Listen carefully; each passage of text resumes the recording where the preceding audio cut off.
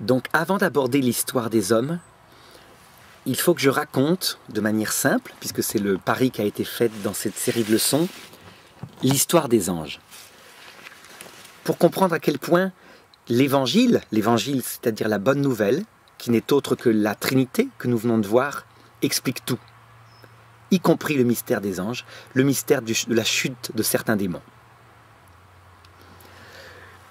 Donc, comme je l'ai dit au tout début, il faut s'appuyer sur les dogmes de l'Église pour savoir certaines choses.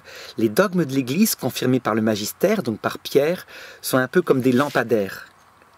Moi, je ne suis pas allé au ciel, personne n'est allé au ciel, sauf le Christ qui est venu nous prêcher sur terre. Et donc, il faut faire confiance. Nous savons que les papes donnent certaines indications. Ils ne donnent pas la théologie complète, mais des indications certaines sur ce qui s'est passé. Et une des indications certaines, c'est que avant la création de l'homme, Dieu a créé des êtres spirituels, des purs êtres spirituels, des êtres qui n'ont absolument aucun corps, qu'on appelle les anges.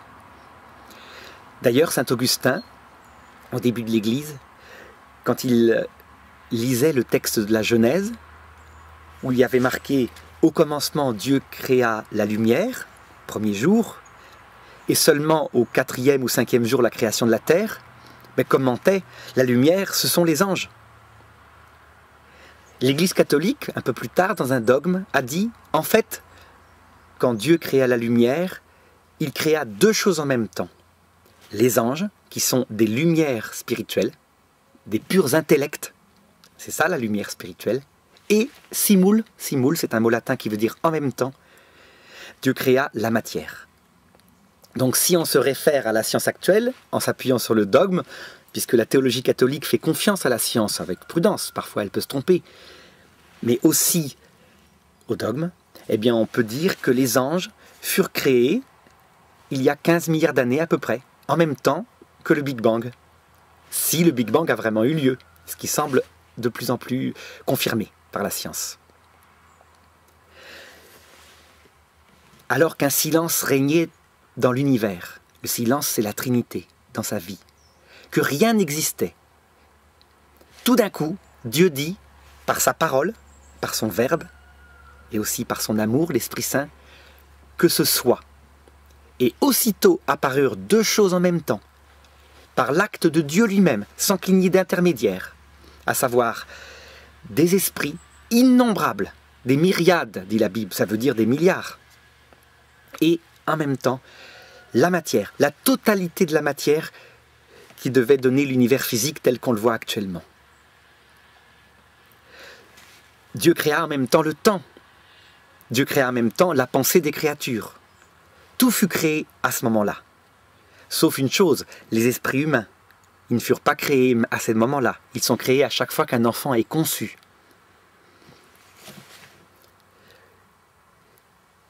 Les anges sont des purs esprits, dit saint Thomas d'Aquin. Et saint Thomas d'Aquin est appelé le docteur angélique parce que c'est celui qui a le plus développé la théologie des anges en s'appuyant sur des auteurs anciens comme saint Denis, qui est en fait saint Denis l'Aréopagite, celui qui avait été converti par saint Paul, mais on s'est trompé, ce n'est pas le vrai Denis converti par saint Paul, c'est un autre Denis qui prit sans doute son nom, donc on l'appelle le pseudo-Denis. En s'appuyant sur Denis, qui écrivit un livre appelé La hiérarchie angélique, saint Thomas développa le traité le plus complet, le plus précis des anges. Et il manifesta que quand ils furent créés, au départ, ils furent créés adultes. Pourquoi ils furent créés adultes? Avec leur pensée complète, que Dieu avait infusée dans leur nature. Parce qu'ils ne sont pas comme nous, avec des sens, pour pouvoir extraire de la réalité, petit à petit, comme le fait un bébé, une connaissance de plus en plus abstraite. Non, ils furent créés avec tout ce qu'il leur fallait comme connaissance pour l'avenir. Cette connaissance naturelle, saint Thomas l'appelle la connaissance du soir, parce qu'elle est un peu ténébreuse. Elle est naturelle à eux, elle leur est donnée. Elle est beaucoup moins lumineuse que la connaissance du matin qui va leur être donnée plus tard, quand ils auront la révélation de ce que Dieu leur veut. Qu'est-ce qu'un ange? Qu'est-ce que ça peut être, dit saint Thomas, qu'un pur esprit? Eh bien, pour se représenter un petit peu un pur esprit, il faut commencer par rejeter de leur être tout ce qui est corporel. Et il y a deux choses de corporel en nous. Quand on regarde un être humain, on s'aperçoit qu'il a finalement 3 degrés de vie. Le premier qui apparaît, c'est celui qui est commun avec les plantes. Donc quand on est tout petit dans le ventre de sa mère, aux premières semaines de la grossesse, on a simplement une vie végétative, commune avec les plantes, c'est-à-dire que les cellules se divisent, elles respirent, donc elles se nourrissent et elles se divisent. Eh bien, il faut éliminer des anges tout ce qui peut être physique. Ce qui veut dire que la question sur le sexe des anges est une question à éliminer complètement, sauf dans son sens symbolique.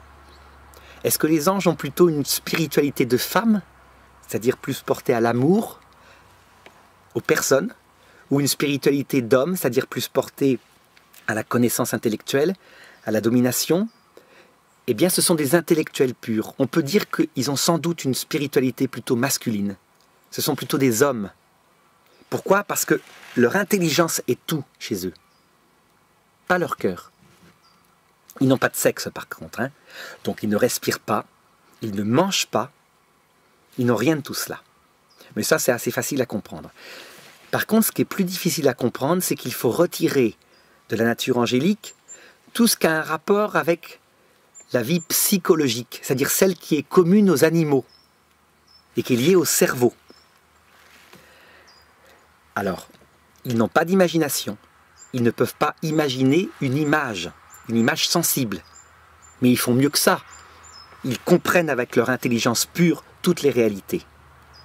Nous, on imagine une chose, et à partir de là, on en extrait, avec notre esprit, avec notre intelligence, ce qui est d'intelligible en elle. Chez eux, directement l'intelligible. Encore plus difficile à comprendre, c'est qu'ils n'ont pas de sentiments. Quand un ange gardien, puisque leur rôle est un petit peu là-dedans maintenant, quand un ange gardien s'occupe d'une personne humaine, il n'éprouve aucun sentiment pour elle. Ça ne veut pas dire qu'il l'aime pas. Ça veut dire qu'il n'aime pas avec un sentiment. Et ça, c'est extrêmement complexe à comprendre pour un être humain. Un être humain, son amour passe par le sentiment. Eux, ils aiment en voulant le bien de cette personne. Donc si mon ange gardien veut mon bien, il fera tout pour me mener au salut, sans sentiment, mais par une intelligence qui agit efficacement. S'il estime que je suis trop orgueilleux et qu'il faut m'envoyer une petite épreuve, il enverra une petite épreuve pour abaisser mon orgueil. Et c'est pour mon bien. S'il estime que je dois avoir un moment de bonheur parce que j'ai beaucoup souffert, il enverra un moment de bonheur. Tout n'est pas libre encore dans l'être humain, hein, mais ça nous le verrons. La liberté totale de l'être humain arrive à d'autres moments que cette vie terrestre qui est un petit peu dépendante de critères, dont le rôle des anges gardiens. Mais aussi le destin, le hasard, les accidents, la maladie, etc. Donc un ange n'a pas de sentiment, mais il aime par sa volonté. Il a une volonté pure, fondée sur son intelligence. Parce que ceci est bien, son intellect le dit, alors il le veut, et c'est comme ça qu'il aime. Il aime autant qu'il comprend. S'il a compris que ceci était bien, il aime à la mesure de ce qu'il a compris. Saint Thomas d'Aquin dit que les anges, finalement, ont 3 facultés, puisqu'ils sont des purs esprits. La première faculté, la plus importante, c'est l'intelligence. C'est leur vie. Ils ne vivent que pour ça. Aucun besoin de loisirs, aucun besoin de jouer au foot, aucun besoin de faire de l'art. Non, ce qui les intéresse, c'est de comprendre le monde et comprendre son créateur. Parce qu'ils sont tellement intelligents que pour eux, il y a un créateur. Même si au départ, ils ne le voient pas. Comme je l'ai indiqué à la leçon précédente, c'est impossible. Il faudra qu'ils le choisissent. Deuxièmement, deuxième faculté en eux, la volonté. Ce qu'ils ont compris, donc ils le veulent. C'est comme ça qu'ils aiment. C'est un amour assez froid. Un ange, finalement, c'est pas un être qui nous paraît... c'est pas un être humain, tout simplement. Et troisième faculté qu'ils ont découvert quand ils ont été créés, c'est une faculté de puissance étonnante sur cette matière mystérieuse qui était apparue en même temps qu'eux. Cette matière qui sans doute est le Big Bang et qui avait été créée par Dieu. Ils ont la capacité de la mouvoir selon leur intelligence, à volonté, elle leur obéit. Nous les hommes, on ne peut mouvoir qu'un seul corps, notre propre corps. Et avec ce corps, on meut d'autres objets. Eux, les anges, par leur esprit, peuvent mouvoir tous les corps.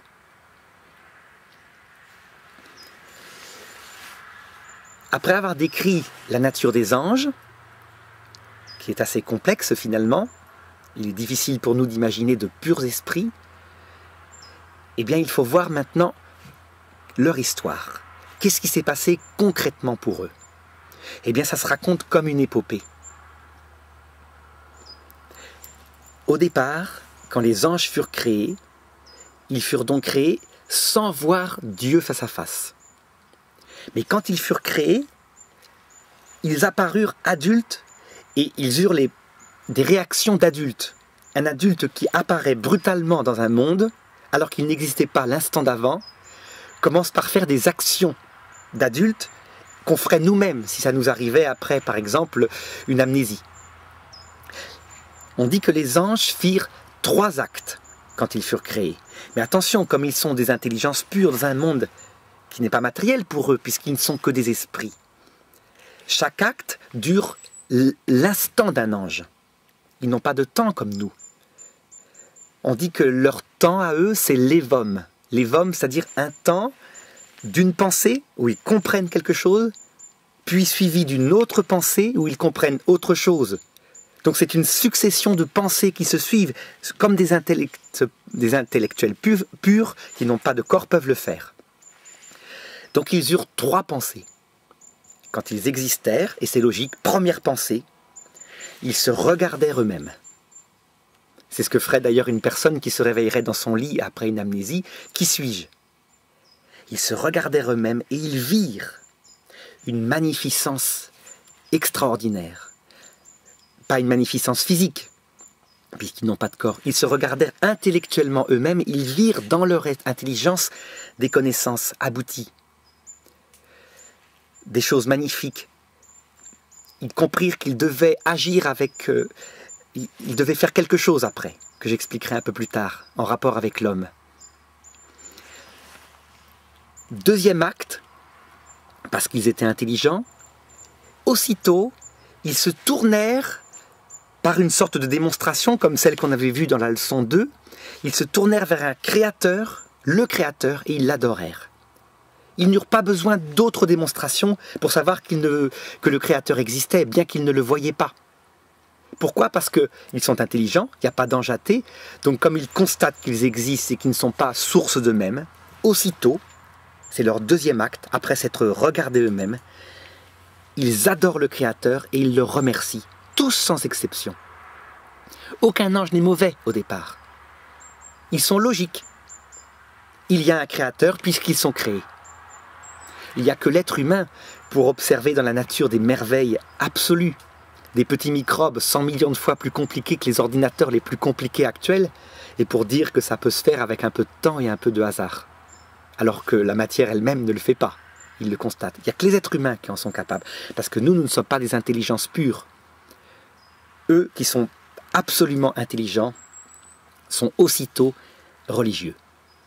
Donc tous les anges adorèrent. Adorèrent, ça ne veut pas dire forcément aimer de façon pure, ça veut dire reconnaître qu'ils doivent tout à leur créateur. Et c'est pour ça qu'on dit qu'on n'adore que Dieu, même si le mot maintenant prend un autre sens, aimer très fort. Mais là c'est dans le sens originel, je te reconnais toi comme le créateur. Et le troisième acte, c'est qu'ils se regardèrent les uns les autres. Ils étaient des milliards. Donc les anges regardèrent les autres anges qui, eux, étaient visibles devant eux. Visibles non pas encore avec des yeux de chair, mais avec des yeux de l'intelligence. Et ils observèrent ces milliards d'anges, un par un, chaque regard sur un ange impliquant un instant de leur temps qui s'appelle l'évom. Et ils virent des anges extrêmement plus intelligents qu'eux, et d'autres moins intelligents qu'eux. Alors naturellement, en toute humilité, là les anges sont humbles, ils se hiérarchisèrent. Ils reconnurent sans problème tel ange comme étant plus intelligent qu'eux, et ils reconnurent sans problème tel ange comme étant moins intelligent qu'eux. La Bible révèle que les hiérarchies angéliques qui se fabriquèrent donc au début, au troisième temps de leur création, donc ils se regardèrent eux-mêmes, ils adorèrent Dieu, ils se regardèrent les uns les autres, et c'est là qu'ils se hiérarchisèrent. Eh bien, ces hiérarchies se développèrent en 9 chœurs d'anges, qui sont cités dans la Révélation. Et que saint Thomas lui-même, en regardant les noms de ces chœurs, développera.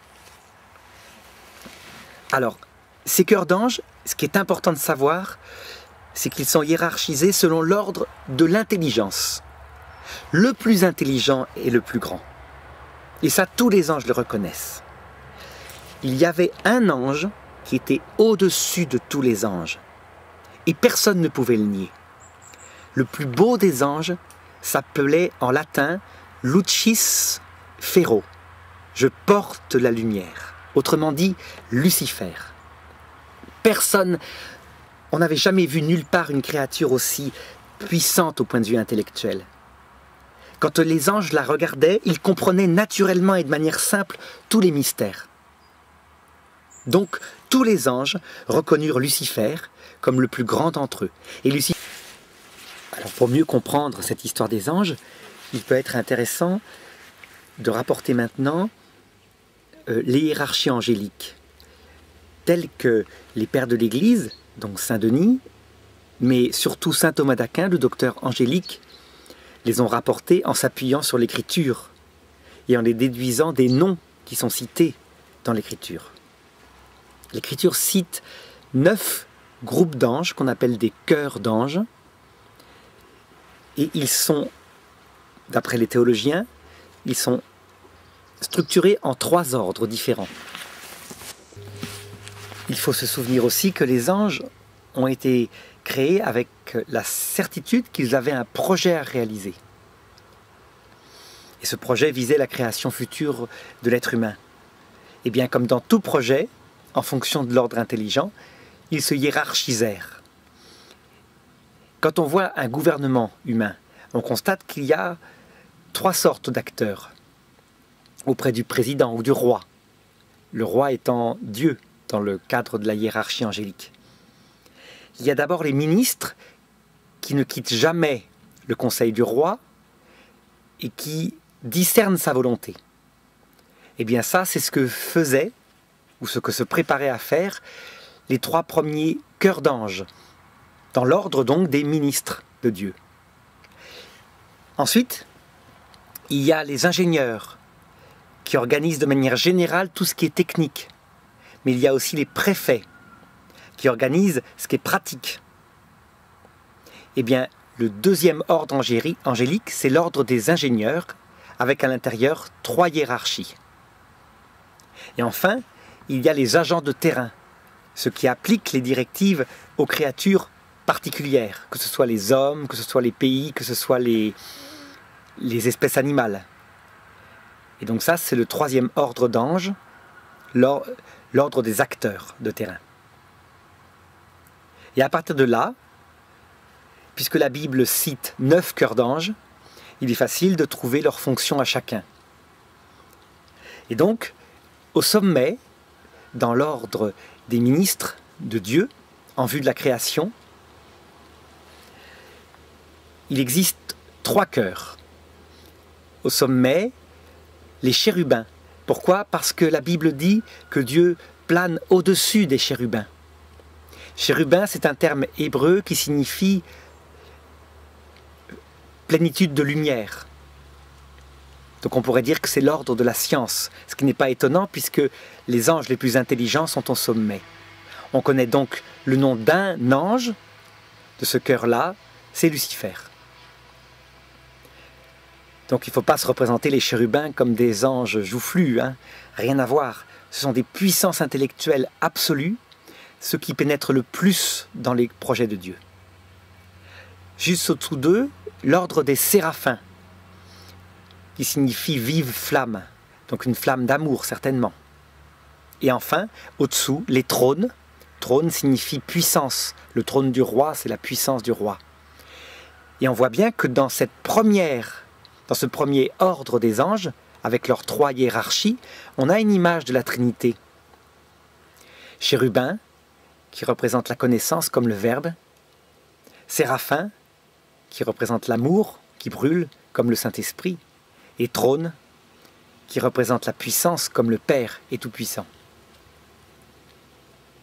Donc, ces 3 cœurs d'anges se préparaient à analyser ce que Dieu voulait faire, en vue de la création de l'homme et peut-être d'autres choses, d'autres créatures spirituelles. Mais ça, nous n'en avons pas la révélation.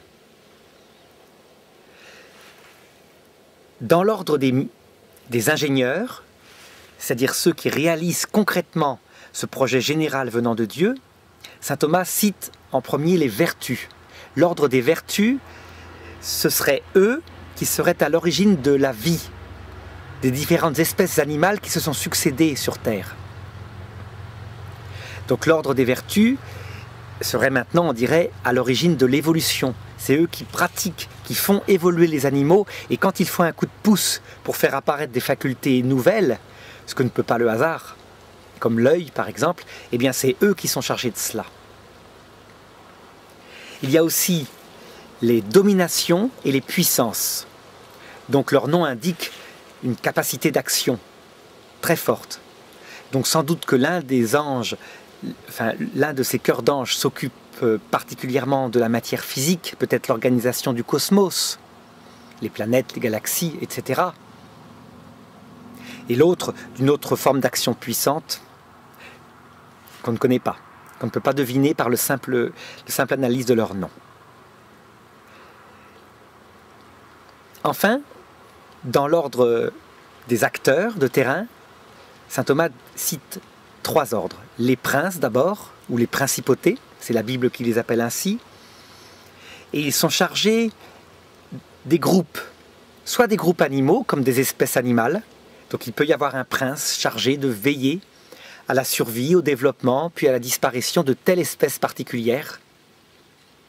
Donc on retrouve ici, dans cette analyse de saint Thomas, les anciennes traditions animistes qui disaient que la nature était pleine de ces esprits qui agissaient, les forêts, les sources peut-être. Et puis, particulièrement pour l'homme, les princes sont chargés des nations. C'est ainsi que la Bible dit que le prince d'Égypte combattit le prince d'Israël. Ce qui signifie, très concrètement, que le prince chargé de veiller aux âmes d'une nation discuta avec le prince d'une autre nation pour savoir qui gagnerait une guerre. Si tel pays devait la perdre, parce qu'il serait ainsi humilié et peut-être qu'il serait rapproché du salut, ou si au contraire un autre pays devait la gagner parce qu'il avait besoin de victoire. En tout cas, c'est la hiérarchie des princes qui est chargée de cela. En dessous, les archanges. Donc on voit que les archanges sont des anges plutôt des hiérarchies inférieures. Si nous, on connaît le nom de certains archanges, ce n'est pas parce qu'ils sont supérieurs dans tous ces ordres d'anges, mais c'est parce qu'ils sont plus proches de nous. Il est évident que les anges qui sont plus proches de nous, ce sont eux qui s'occupent particulièrement de nous. On connaît donc le nom de 3 archanges, Gabriel, celui qui annonce les messages, Raphaël, celui qui guérit les maladies, et Michel, qui signifie « qui est comme Dieu ». Mais on verra un peu plus loin qu'il a eu un rôle très important. Les musulmans citent Uriel aussi, qui sera un 4e archange. Et enfin, dernière hiérarchie angélique, la plus proche des hommes, chargée des individus, donc chaque personne humaine est veillée et gardée par un ange de cette hiérarchie-là. Ce sont les anges gardiens, les anges, tout simplement. Ange qui veut dire messager, envoyé par Dieu sur terre. On a donc bien là 9 cœurs d'anges qui, au départ, tels qu'ils existaient, n'agissaient pas encore. Ils venaient d'être créés. Mais ils étaient déjà structurés et prêts à agir si Dieu leur demandait. Le monde aurait pu continuer ainsi, pour toujours. Et il n'y aurait jamais eu de révolte. Parce que ce premier monde, créé très vite après la création des anges, on pourrait dire 3 instants de leur temps après, ce premier monde leur plaisait parfaitement. Lucifer n'avait absolument aucune révolte. Tout était juste. Il était le plus intelligent et humblement tous les anges le reconnaissaient, et lui, humblement, se reconnaissait comme le plus intelligent. Ensuite, ils auraient façonné l'humanité, plutôt, ils auraient façonné le monde. Des créatures appelées les hommes seraient apparues, puisqu'ils le savaient à l'avance. Dieu aurait créé leurs esprits à ces hommes, et ils auraient été simplement à leur place, c'est-à-dire au-dessous des anges, étant donné qu'ils étaient les esprits les moins intelligents dans l'ordre de la création. Mais le monde ne resta pas ainsi. La révélation est très nette là-dessus. Il y eut une parole de Dieu, une révélation. C'est ce qu'on appelle, je l'avais dit tout à l'heure, la connaissance du matin. Il y eut un soir, il y eut un matin, premier jour. Et Dieu sépara la lumière des ténèbres. Donc il se passa quelque chose de très fort, qui fit que les démons, les ténèbres, se séparèrent des bons anges, la lumière. Eh bien la révélation, c'est ce qui s'est passé. C'est très facile puisque c'est le même mystère que pour les hommes, mais adapté à la nature des anges qui, eux, n'ont pas de corps. Et qui donc entrent dans la vision béatifique ou la refusent en un instant, par un simple choix de leur intelligence qui comprend tout d'un coup. Alors qu'est-ce qu'il se passa? Pour simplifier et pour que tout le monde comprenne, on peut diviser la parole de Dieu en 3 paroles. Mais ce n'est pas comme ça que ça se passa concrètement. Dieu est simple, il n'y eut qu'une seule parole qui signifie tout, qui fut donnée, dit saint Thomas, aux anges supérieurs, donc à Lucifer, et qui, un peu comme une cascade de champagne, fut transmise à tous les anges, avec la lumière supérieure des hiérarchies supérieures. Mais pour le simplifier, je vais diviser cela en 3 paroles. La première parole, qui est bien surnaturelle, qui est une révélation, et qu'ils reçoivent tous dans la foi, tous les anges l'acceptèrent avec joie. Et pourtant, elle est surprenante. Dieu dit, « Je vous ai créé pour que vous me voyiez face à face. » C'est bien reçu dans la foi, parce qu'un ange qui est supérieurement intelligent, dans sa connaissance naturelle, pense que c'est une chose impossible. Pourquoi? Parce que l'ange a beau être une intelligence comparable à la mer, par rapport à notre intelligence qui est un peu comme une goutte d'eau. Ils savent parfaitement qu'on ne peut pas voir Dieu face à face, car Dieu, c'est pas la mer, c'est l'infini. Et la mer a beau être grande, elle ne peut pas contenir l'infini. Et pourtant, si Dieu le dit, eh bien tous les anges, sans exception, l'acceptent et ils y croient. Donc tous les anges au départ ont la foi. Et ils se réjouissent de cette révélation-là. Seulement, ce qui est caché au cœur de certains, c'est que certains s'en réjouissent dans l'orgueil et d'autres s'en réjouissent déjà dans l'amour. Pour discerner les deux, il va falloir évidemment d'autres paroles. En tout cas, dans ce premier moment, il n'y a que de la joie. Parce que les anges, qui sont des purs intellectuels, savent très bien, et Lucifer le premier, que voir Dieu, c'est posséder la totalité de tous les trésors qui peuvent les intéresser. Ils sont intelligence, Dieu est lumière. Ils sont volonté, Dieu est amour. Ils rêvent de puissance, Dieu est la puissance infinie. Mais la révélation continua. Et là, nous tombons dans la deuxième parole, dans ce que j'avais dit à la leçon précédente, et qui est le cœur de tout le problème. S'il n'y avait pas de problème, évidemment, il n'y aurait personne qui aurait choisi de se révolter contre Dieu. Et le problème, c'est celui-ci, et Dieu le dit, « Nul ne peut me voir sans être tout amour et tout humble. » Mais tout humble, c'est le terme kénos que j'avais employé tout à l'heure. Donc je rappelais, je disais, parce que dans sa vie trinitaire, Dieu est tout amour, on ne peut pas entrer en Dieu sans l'aimer. C'est normal. C'est un acte d'amitié. Ça ressemble d'ailleurs, la Bible le dit toujours, à un mariage. Bien pour les anges aussi. Sauf que les anges n'ont pas la passion, n'ont pas un corps. Mais dans leur nature, qui est une nature purement spirituelle, on pourrait, pourquoi pas, comparer ça à un choix libre d'amour. Comme dans un mariage, n'impliquant que leur volonté. Et deuxièmement, parce que Dieu, dans sa vie trinitaire, est entièrement don, kénose. En fait, le Père, en donnant vie au Fils, dit au Fils, tu es plus grand que moi, donc il est vie, mais il est en même temps mort totale à lui-même. Eh bien, personne ne peut voir Dieu sans avoir quelque chose qui ressemble pour une créature, et qui s'appelle un abandon de sa volonté propre, un abaissement de soi-même, une kénose. Donc nul ne peut me voir sans être tout humble et tout amour. Là, il se produisit chez les anges un grincement, mais un grincement qui n'est pas encore visible. Simplement, certains anges ne comprenaient pas. Eux voulaient voir Dieu parce que c'était l'acte suprême de l'intelligence.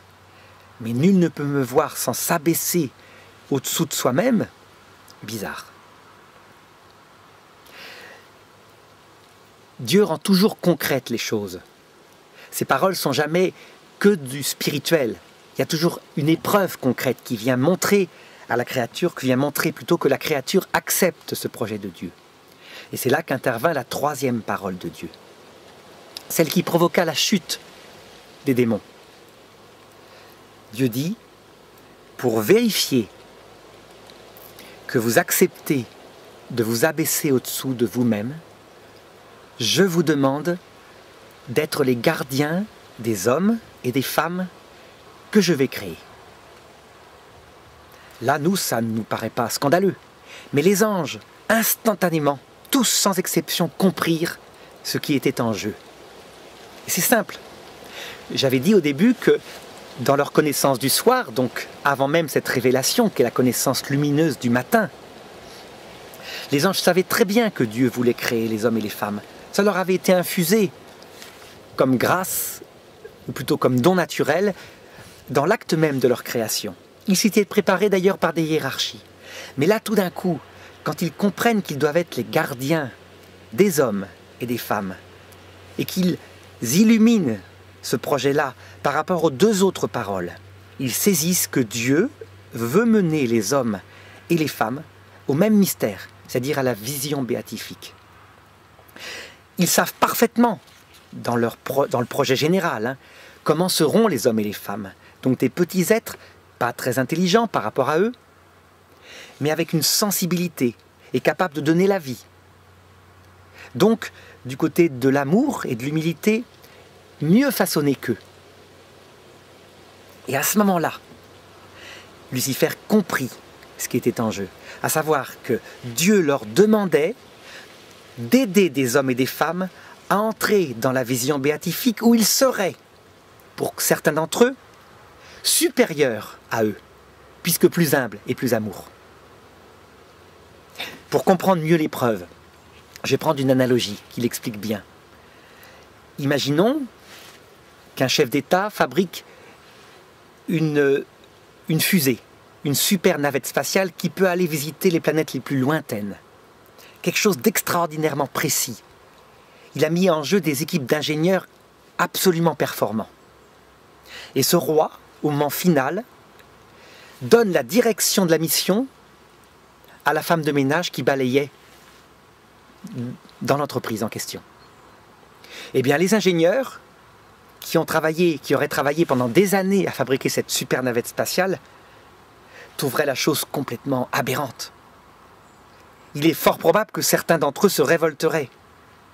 Je ne vois d'ailleurs pas beaucoup qui diraient comme ça, tout à fait naturellement, mais tout à fait, nous allons faire ta volonté, roi. Non, la tentation, c'est de se révolter en disant, mais c'est idiot, c'est absolument idiot.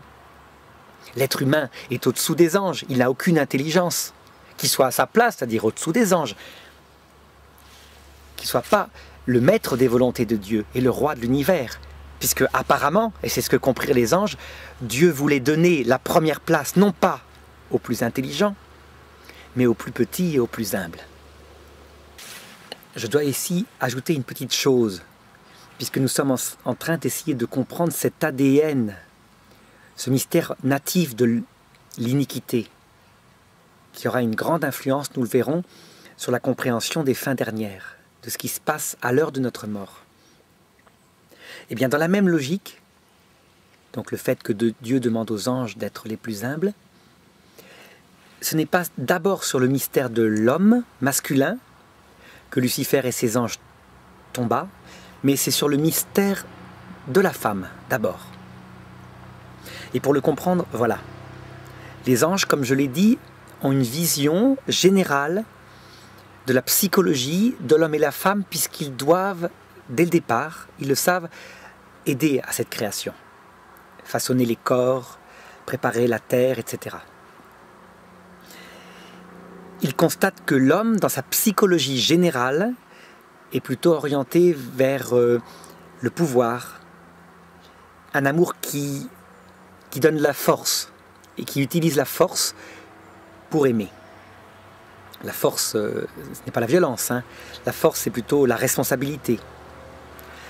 La femme, c'est celle qui donne la vie. Il voit bien que sa psychologie générale sera plutôt ordonnée à l'amour direct, tendre, qu'on donne à l'enfant. Donc si on reprenait les terminologies chinoises, taoïstes, on dirait que l'homme est plutôt dans le pôle yin et la femme plutôt yang.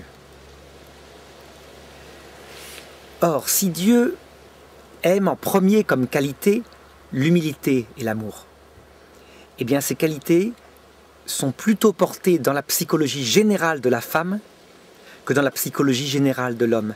Donc ça ne veut pas dire que Lucifer est tombé à cause d'une femme particulière. C'est ce que certains pensent. Certains pensent que c'est sur la Vierge Marie qui leur avait été révélé que les démons sont tombés. En fait, non, Dieu n'a pas révélé le nom précis de la Vierge Marie, sa mission. S'il l'avait fait, Lucifer se serait attaqué à elle individuellement, en sachant très bien ce qu'il faisait. Il ne l'aurait pas laissé vivre. Mais c'est plutôt sur le mystère général que la Vierge Marie réalisera. Et c'est pour ça que Jésus d'ailleurs l'appelle femme. Elle est la femme. Celle qui est parfaitement en harmonie avec le projet originel de Dieu sur la femme, tel qu'il a été pensé au départ et tel qu'il était infusé aux anges. Donc on peut dire en un sens que c'est à cause de la Vierge Marie, non encore connue, que les démons tombèrent. Il comprenait bien que s'il servait, certaines femmes, pas toutes, mais certaines femmes, auraient certainement la place de reine du ciel et de la terre. Et ils ne se trompèrent pas du tout en cela, puisque nous savons très bien que la reine des anges, la reine du ciel et de la terre, est une femme, la plus petite de tout, celle qui ne s'est jamais exaltée, celle qui a toujours cru qu'elle ne méritait rien.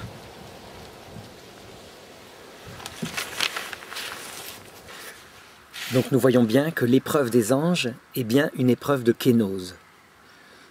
Ils doivent renoncer à ce qui est tout à fait naturel à leur intelligence, à savoir qu'un chef, c'est quelqu'un d'intelligent, et adhérer à un projet de Dieu où un chef, c'est quelqu'un d'intelligent, mais pour l'amour et pour l'humilité, une autre forme d'intelligence. Il n'y a pas de plus grande épreuve pour eux. Certes, ils ne doivent pas mourir, ils ne doivent pas donner leur vie. Ce sont des intelligences pures, donc c'est une épreuve d'intelligence pure. Alors que le silence régnait dans l'univers à peine créé. La Bible dit « une voix cria » et dit, en latin, c'est comme ça que la Vulgate le cite, mais ce n'est pas une langue parlée, hein, c'est une langue des anges, cette voix dit « non serviam », ce qui veut dire « je ne servirai pas ». C'était le plus grand des anges, Lucifer, qui avait parlé. Et un tiers des anges lui emboîtèrent le pas, d'après l'Écriture. On ne sait pas si c'est un chiffre à prendre au sens littéral du terme ou si c'est un chiffre symbolique qui indique un nombre fini. En tout cas, ils le suivirent.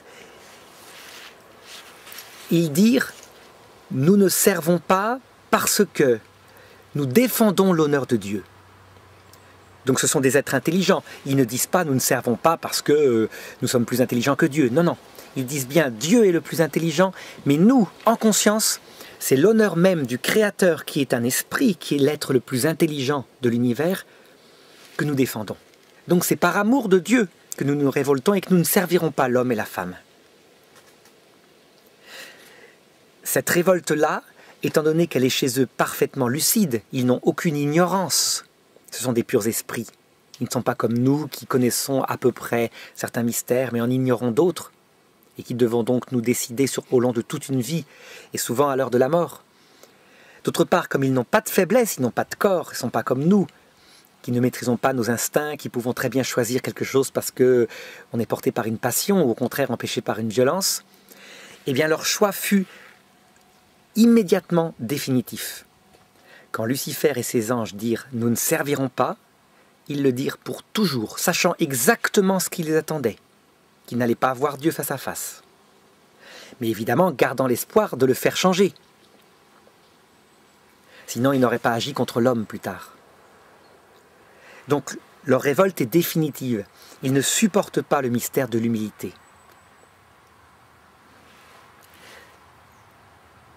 Les bons anges, ceux qui choisirent Dieu, ceux qui se tournèrent vers lui en disant « Tu es le plus intelligent, nous savons parfaitement qui tu es, nous te servirons, nous ferons ce que tu veux, même si nous ne le comprenons pas. » Eh bien, comme leur intelligence est parfaite de la même façon, qu'ils n'ont pas de faiblesse en eux, leur choix fut aussi définitif. Et donc ces 2/3 des anges, sans attendre, il n'y eut pas de moment intermédiaire, furent immédiatement introduits dans la vision béatifique de l'ami qu'ils avaient servi, quitte à renoncer à eux-mêmes.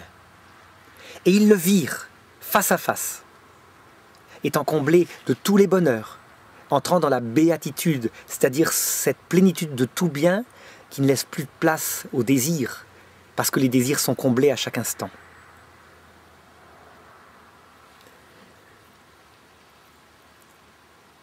Tout d'un coup, une voix parla dans le ciel des anges. Ce n'était pas la voix d'un ange supérieur. La Bible dit que c'est un archange qui parla. Or, nous avons vu tout à l'heure que les archanges ont toujours été considérés par les théologiens comme l'une des hiérarchies les plus basses. C'est pour ça que d'ailleurs nous connaissons le nom de certains archanges, parce qu'ils nous fréquentent. Ce petit ange, et c'est très important à dire, puisque la parole vint d'un petit ange, ce qui n'est pas normal. Dans leur ordre naturel, jamais un petit ange n'enseigne un ange supérieur. C'est toujours l'inverse. Ce qui veut dire que ce petit ange, qui était dans la vision béatifique, était devenu plus intelligent que les plus grands anges. Ce qui fut pour les démons la première fois où ils se firent écraser, entre guillemets, la tête, dit la Bible, la tête étant leur orgueil. Et cet ange dit, donc je traduis en paroles humaines, « Qui est comme Dieu ?» En hébreu, « Mikaël ». Qui est comme Dieu pour que toi, simple créature, tu te prétendes plus intelligent et que tu décides du bien et du mal? Qui es-tu, toi, pour prétendre dicter tes volontés à Dieu? Donc là, je développe, mais la phrase tient en « qui est comme Dieu ?» Eh bien, cet archange, nous l'appelons maintenant Mikaël. Et cette parole qu'il prononça, pas sous forme prononcée comme moi, mais sous forme de communication de lumière, elle est représentée par le glaive. Donc au Mont-Saint-Michel, on voit très bien Mikaël avec son glaive et qui terrasse un dragon. Un dragon, c'est-à-dire un reptile digne, avec des pattes, un reptile dressé.